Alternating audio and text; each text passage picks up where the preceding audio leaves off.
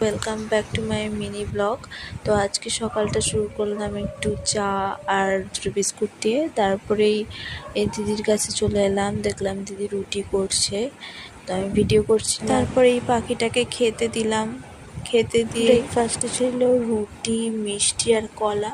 খাওয়ার পরেই দুপুরবেলা একটুখানি গ্লুকোজের জল খেয়ে নিলাম। জল খাওয়ার পরেই লাঞ্চে ছিল ভাত, বড়ার ঝোল, ডাঁটার তরকারি, আলু ভাজা আর একটু বড়া। তারপরেই খাওয়া দাওয়া হয়ে গিয়ে একটু ফল খেয়ে নিলাম। ফল খেয়ে নিয়েই বিকেলবেলার দিকে একটুখানি রুটি, ব্রেড খেয়েই বেরিয়ে পড়েছিলাম একটু বাজারে, মার্কেটে। কিছু জিনিস কেনার ছিল, দিদিরও আর আমারও। এই পয়লা বৈশাখের জন্যই কেনাকাটা। তারপরে একটা দোকানে ঢুকলাম, এখান থেকেই আমি একটা বড় ফ্রকের মতো নিলাম, আর দিদি কিছু শাড়ি নিল।